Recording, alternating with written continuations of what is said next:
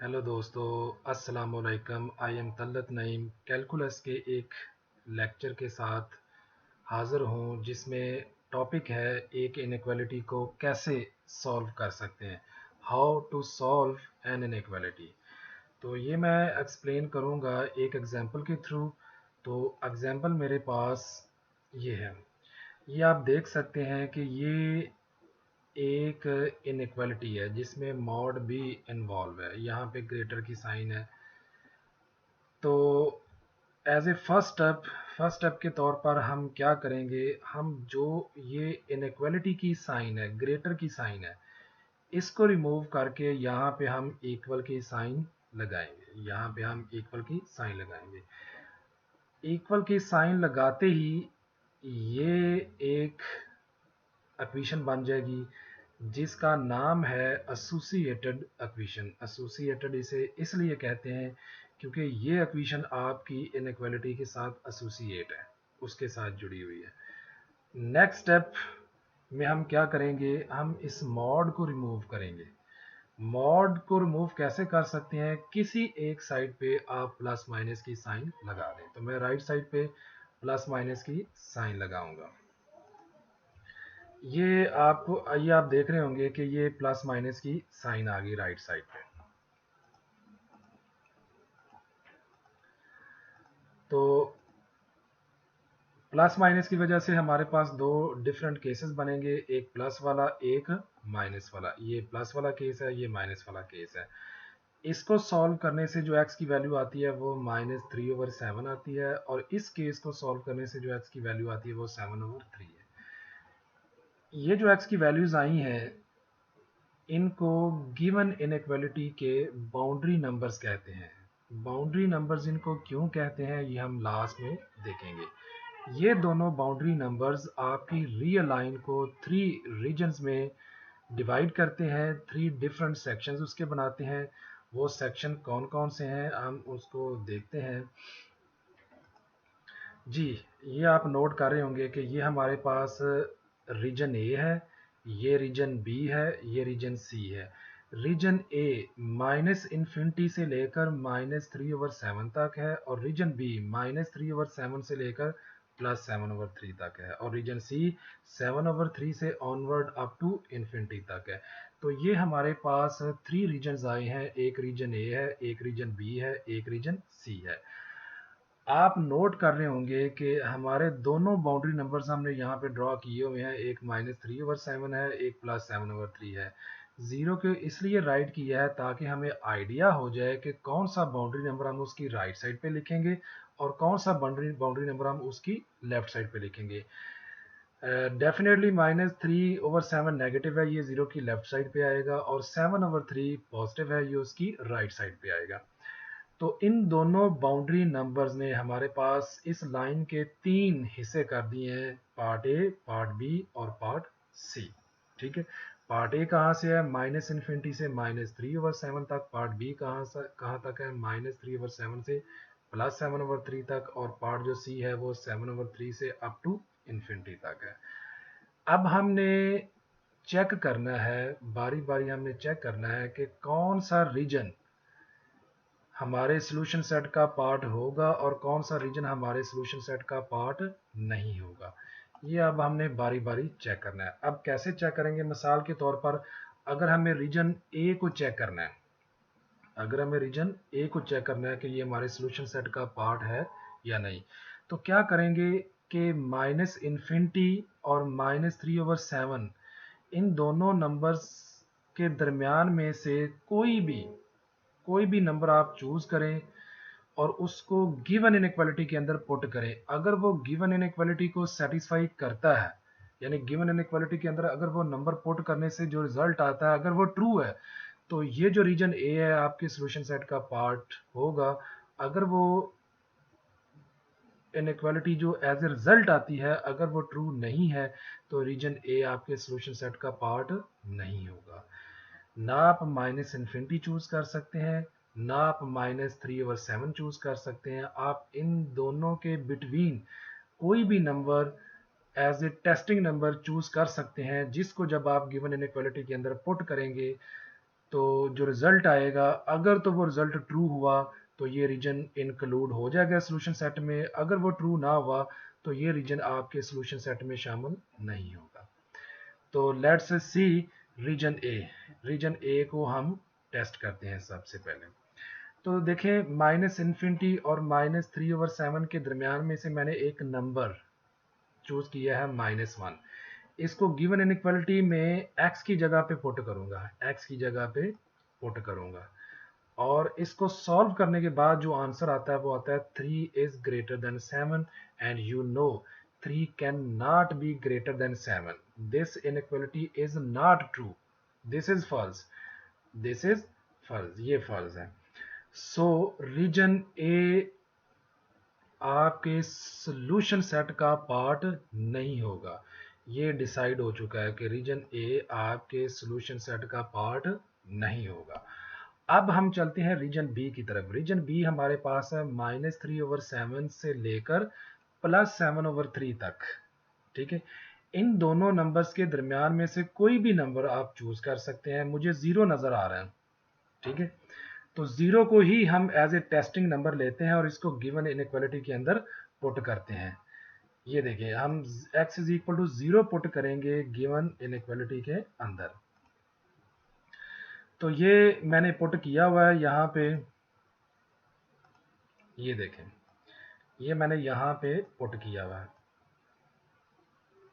तो मेरे पास यहाँ पे क्या रह जाएगा 5 और यहाँ पे क्या रह जाएगा 2।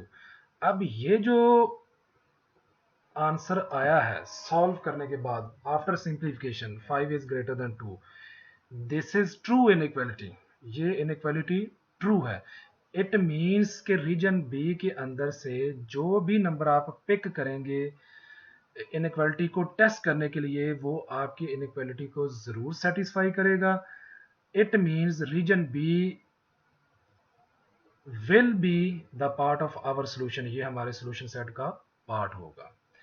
सो region B has been decided, ये डिसाइडेड हो चुका है। तो हम वापस अगर आए, ये रीजन बी था हमारे पास, ये रीजन बी था हमारे पास, तो इसका मतलब है कि ये सिलेक्ट हो चुका है हमारे सॉल्यूशन सेट के लिए। हमने इसको टिक कर लिया है फॉर दिस पर्पस, और इसको मैं रिमूव कर देता हूँ यहाँ से, ताकि ये रीजन इंक्लूडेड नहीं है, ये रीजन इंक्लूडेड है, और इसको अभी हमने चेक करना है। अब हम चलते हैं रीजन सी की तरफ। रीजन सी की तरफ, तो रीजन सी कहाँ से लेकर कहाँ तक है, वो है 7/3 से onward up to infinity. 7/3 almost बनता है 2 पॉइंट समथिंग, 2 पॉइंट समथिंग से अगला कोई भी नंबर आप ले सकते हैं। तो मैं 2 पॉइंट समथिंग से अगला जो होल नंबर 3 है उसको चूज करता हूँ एज ए टेस्टिंग नंबर, और उसको गिवन इनइक्वालिटी के अंदर पुट करूंगा। ये आप देख सकते हैं, मैं x इज इक्वल टू क्या पुट कर रहा हूँ 3 गिवन इनइक्वालिटी के अंदर, ये आपको नजर आ रहा होगा। ये मैं x की जगह पुट करूँ। सॉल्व करने के बाद जो मेरे पास आंसर आया वो आया है 11 इज ग्रेटर देन 13। ये इनइक्वालिटी ट्रू नहीं है, because 11 can not be greater then 13।